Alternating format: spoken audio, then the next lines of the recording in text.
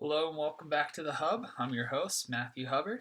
Excited to share some thoughts about different subjects or things that have been on my mind lately. This will be a different episode than what we've done in the past. There'll be no guest speaker, it'll just be me sharing some thoughts. This will be a shorter episode, but please do share any feedback you might have. The topics that I'm going to cover are media and politics, Western civilization, inflation, and sports. Let's get started. So the first thing I want to talk about is media and politics. My my older brother and younger brother were in town this week, and they stopped by, and we were discussing politics and media and just a bunch of different topics this week. We're actually distracting my wife while she is working, but generally the some things I've thought about our conversation and some other things I've been reading and whatnot, and I kind of want to frame this argument uh, from both sides. So on the left, you always hear complaints about right-wing media from Fox News, Ben Shapiro, Crowther, and others.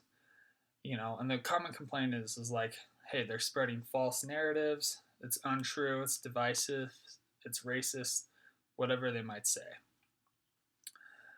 But on the right, they have complaints that they're being unfairly targeted by big tech, cable news, or that their thoughts and their ideas are being suppressed. I think on both sides there's probably an element of truth. But as I've looked and as I've researched and kind of my view, and again, this is all just my opinion, I'm not an expert, so take it for what it's worth. From the left, though, I think what they're really complaining about is that they can't compete.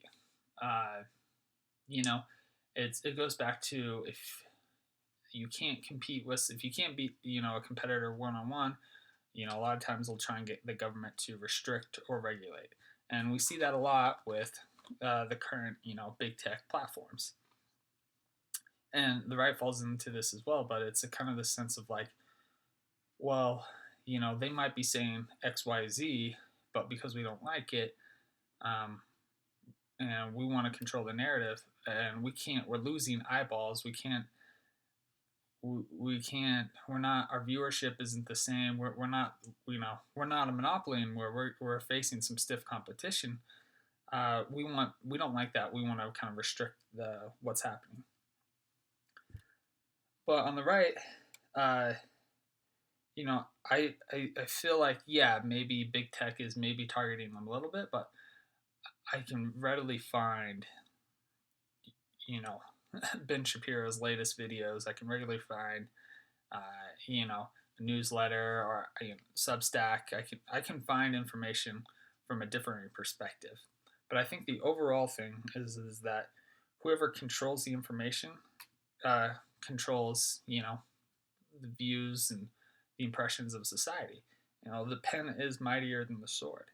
And I don't have a lot of sympathy when I hear people complain about like Fox News or these other more right wing or just right leaning views, because in my mind I'm like, you're going down the path of societies that really restrict information, because information is dangerous, right? If you find out that, oh no, wait, there is another narrative here, or maybe the authorities weren't telling me the truth, or maybe what I thought was being taught to me or explained to me isn't actually what's going on, that delegitimizes people's trust or views in authority. Information is powerful, and so like I look at other nations like Turkey, Russia, China, North Korea. What's the first thing they do? You can't say certain things. You can't read certain things. This is a totalitarian government in those places, and it's like, what you know, what are when people say, "Oh, we need to shut down Fox News," or "You can't carry them," or "You need to shut down this person or this person."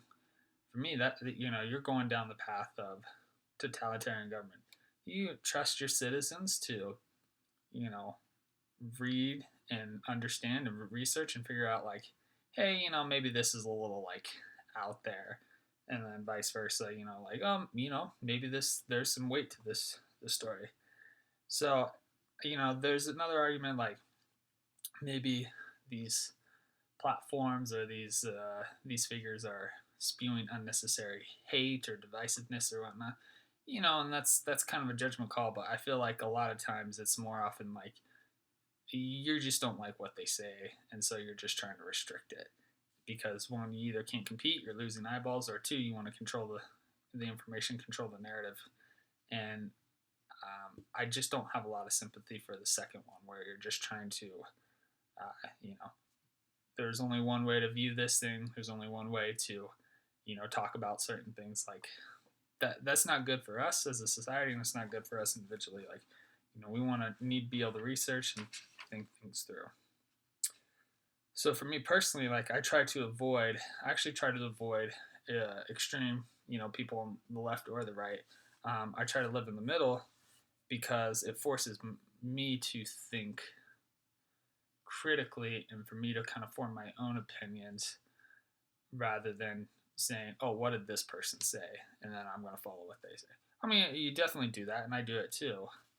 Um, but there's one columnist who I like. She has a viewpoint that I kind of subscribe to where she was like, you know, being in an echo chamber doesn't help you formulate opinions or ideas. You don't get to test your opinions or, test it against real world data or other points of view to strengthen the argument.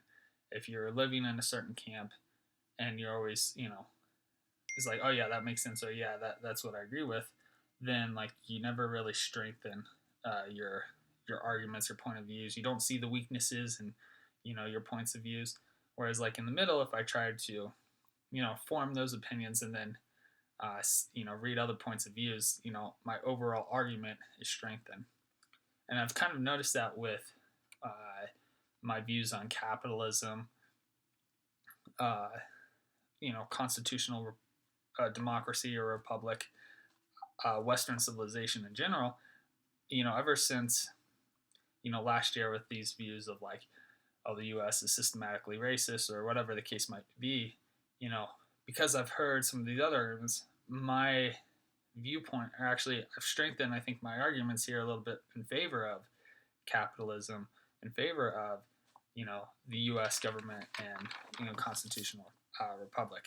And I think that wouldn't have happened had it not been in the middle. So that might be another topic, talking about, critical race theory and, um, yeah, Western civilization. But, well, not Western civilization, critical race theory, and then what that means for the U.S. As a government and whatnot. I do want to talk about Western civilization and more particularly about transfer of power. And this is why January 6th was such a black mark on Trump. And I think, it's we look at what was happening January 6th is Trump was trying to stop an election results, trying to stop the transfer of power.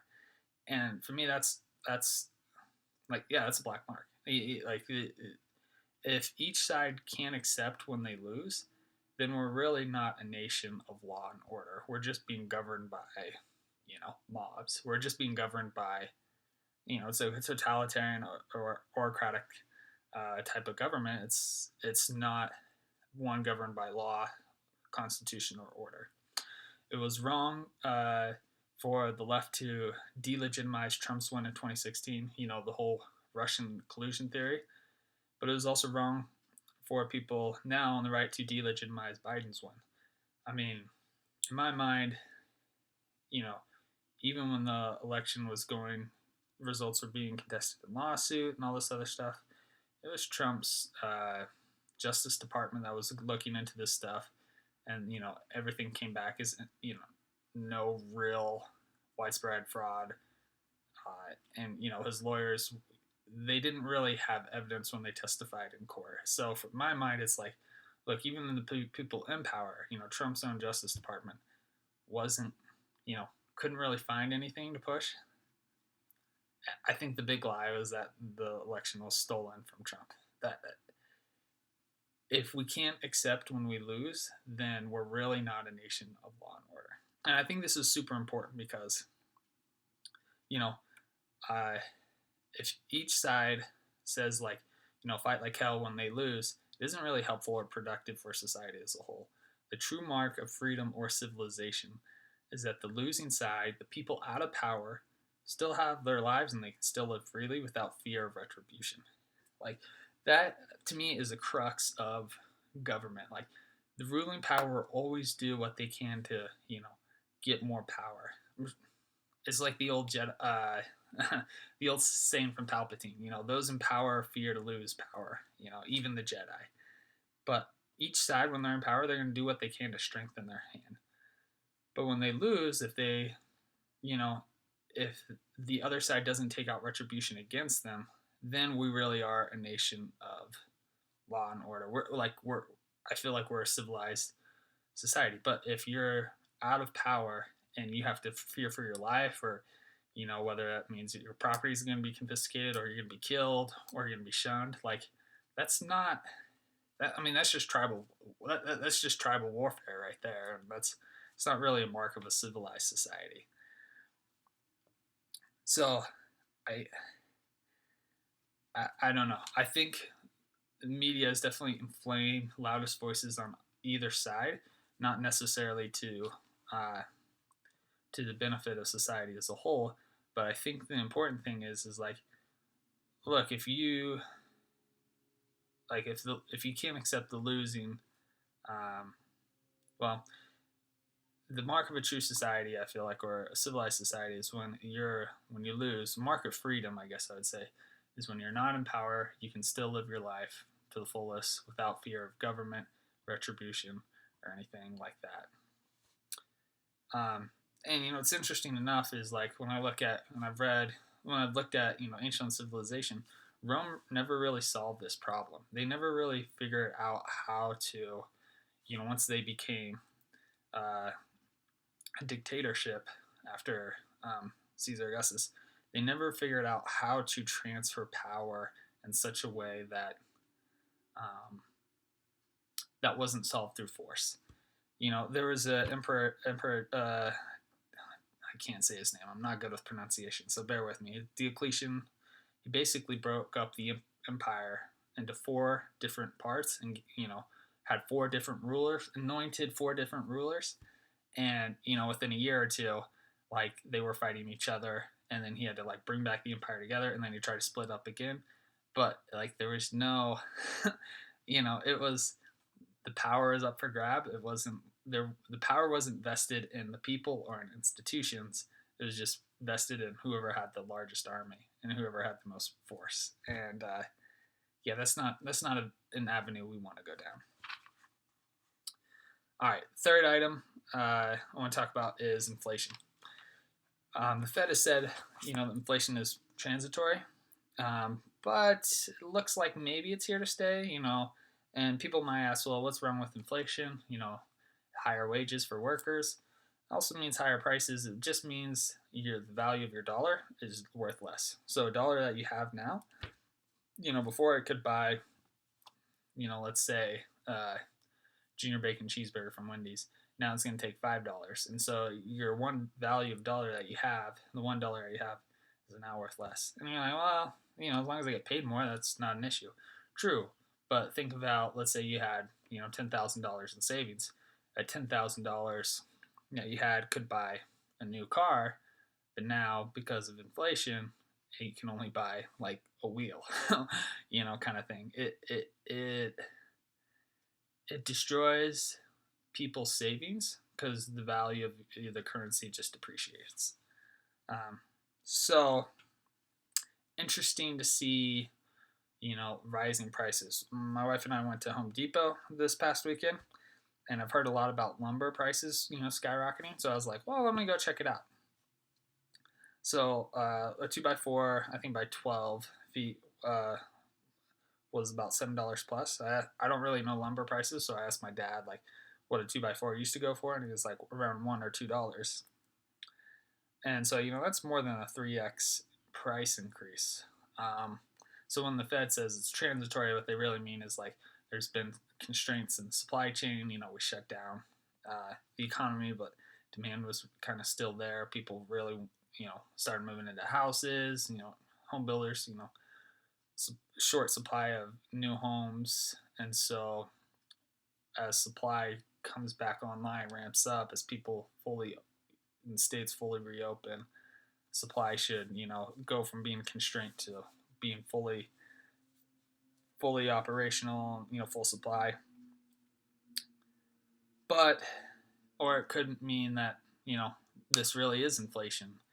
Fed is print trillions of dollars. I think it was like 1.3 trillion in the first quarter of this year. That's never been done before. That's a great experiment, and they're spending trillions of dollars, and you can't really expect these actions to happen without any consequences. You might think, oh, well, it'll happen down the line, or it hasn't happened. We haven't seen any inflation in the last 10 years, and there was a huge monetary expansion, with the last financial crisis, and we have, our biggest fear was deflation. True, but the bill always comes due, just a matter of when. So I guess the question I'm thinking about is, are we protected against inflation?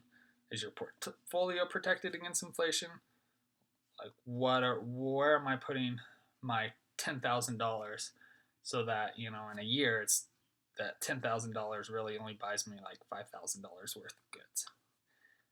The average person hasn't really felt it. Food prices really hasn't gone up, but gas prices have skyrocketed. And it'll be interesting to see what happens, in the future. I do think, as more people work in tech, not real assets, they're not working in like construction or, XYZ. They're working more in digital and technology. So it's interesting to see the transition of economies going from like physical to more digital, and then the currency going as well. Right, and there's a lot more digital currencies, cryptocurrencies. I wonder if that's just part of the transition, or it's just things to think about. All right, last thing I kind of want to talk about. Well, maybe I'll do a little more, but sports. A quick recap of the NBA playoffs here. Jazz lose game 1, Dame time, and the Trailblazers, Nuggets, Nets look kind of vulnerable, and both LA teams lose. It's going to be an exciting playoffs. It really will be. I do want to tell a story of in the Premier League. So, Premier League is the English soccer league, like the NBA, worth a lot of money.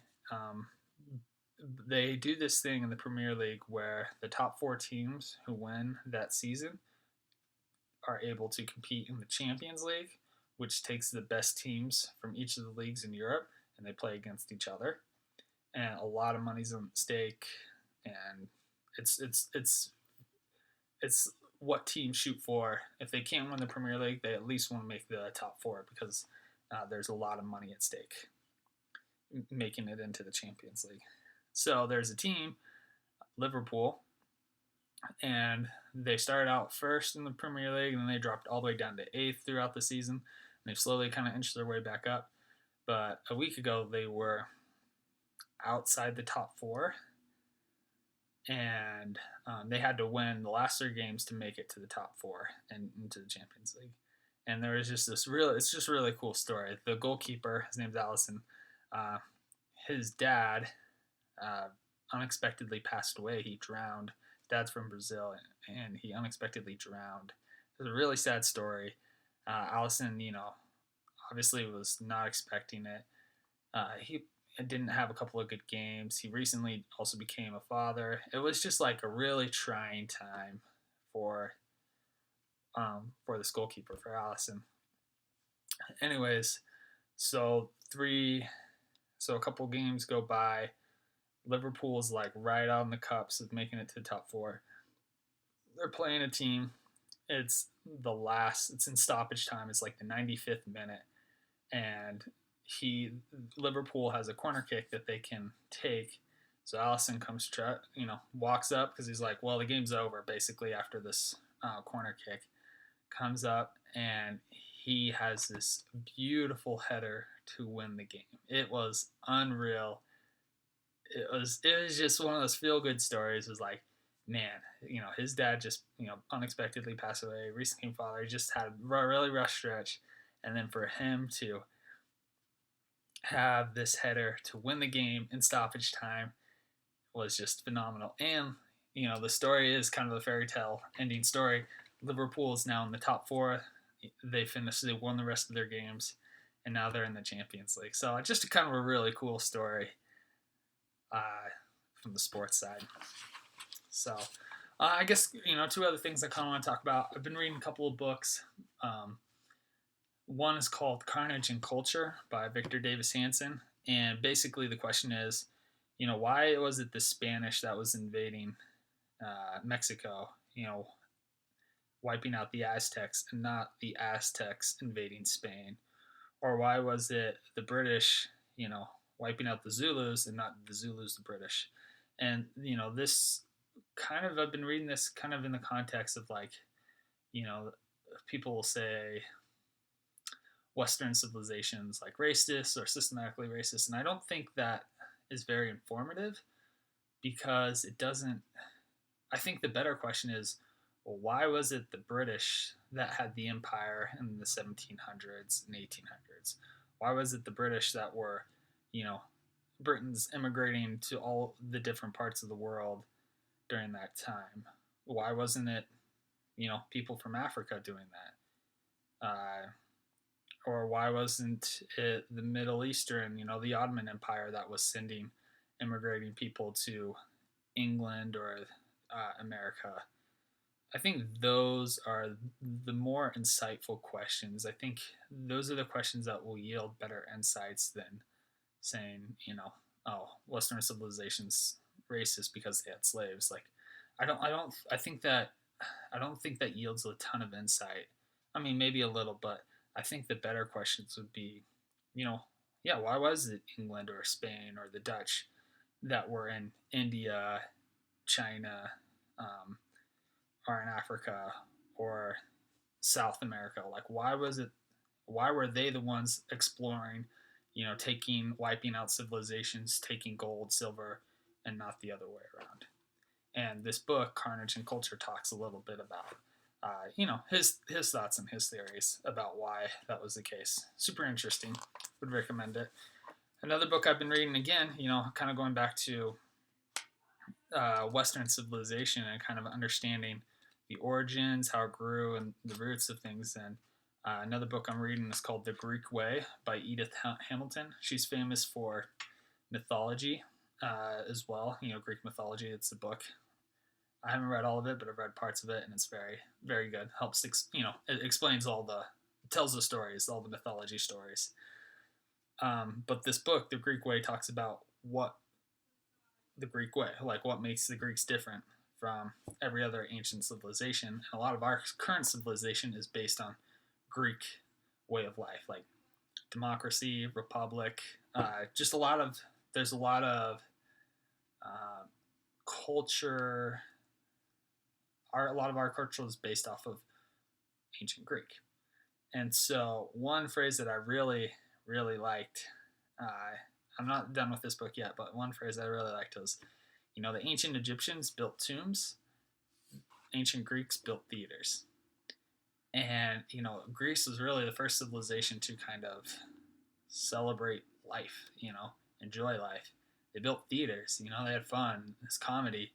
Whereas the Egyptians, they built tombs, they celebrated the next life. And it's interesting. It's like, yeah, like, I don't know. It's just super interesting. Like, yeah, what does our civilization prize and develop? And I think a lot of it is sports. It's we and freedom and being able to debate, argue, say what you want to say, live your life. And I'm not sure I see that in a lot of other alternative type of governments, types of systems. It's not, there's not that celebration of life. I feel like in the same sense. That could be a little Eurocentric, But then the question is like, well, why is Eurocentric the one always writing civilization, writing history? Why isn't these other civilizations that write history or tells their point of view? And it's just interesting. But I really like that phrase. Egyptians built tombs, Greeks built theaters. And so I guess the question is like, what are we building in our lives? Or what are we celebrating? So, well, thanks for listening to this short episode. Hopefully it was insightful. Hopefully you learned some things, and kind of happy to share my thoughts. And it was good to share my thoughts and some things I've been thinking about. If you like this, please reach out and tell me. If you didn't, rather have guests on, let me know as well. But yeah, thanks again. We'll talk to you later. We'll talk to everyone later. See ya. Bye.